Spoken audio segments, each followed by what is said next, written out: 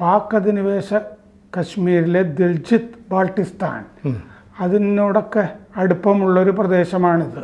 അപ്പോൾ നമുക്കും ഭീഷണിയായിട്ടൊക്കെ വരുന്ന ഒരു പിടുത്തമാണിത്. വക്കാൻ എന്ന് പറഞ്ഞ കോറിഡോർ, വക്കാൻ ഇടനാഴി ആണ് പിടിച്ചിരിക്കുന്നത്. ലോകത്തിലെ ഏറ്റവും വലിയ മലനിരകളിൽ ഒന്നിലാണ് ഈ വക്കാൻ ഇടനാഴി.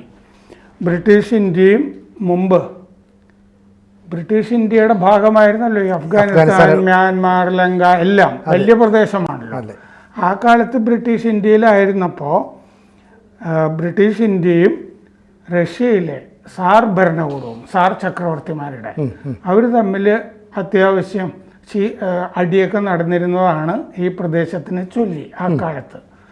അപ്പോൾ അഫ്ഗാനിസ്ഥാനെ സംബന്ധിച്ച് ഇതൊരു വിദൂര മേഖലയാണിത്.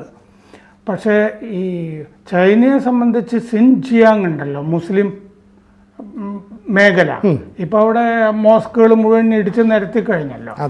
അപ്പോൾ അങ്ങോട്ട് അഫ്ഗാനിസ്ഥാനിൽ നിന്നൊക്കെ ഈ ഡ്രഗ് കള്ളക്കടത്ത്, മനുഷ്യക്കള്ളക്കടത്ത്, ഇതൊക്കെ ഈ വക്കാൻ കോറിഡോർ വഴി സിൻജിയാങ്ങിലേക്ക് നടക്കുന്നു എന്നുള്ള പരാതി വളരെ കാലമായിട്ട് ചൈനയ്ക്കുണ്ട്. അപ്പോൾ ഈ പ്രദേശം ഇടനാഴി അങ്ങ് പിടിച്ച് ക്ലോസ് ചെയ്ത് കഴിഞ്ഞാൽ ആ സിൻജിയാങ്ങിനെ അവർ ഒറ്റപ്പെടുത്തുകയാണ്.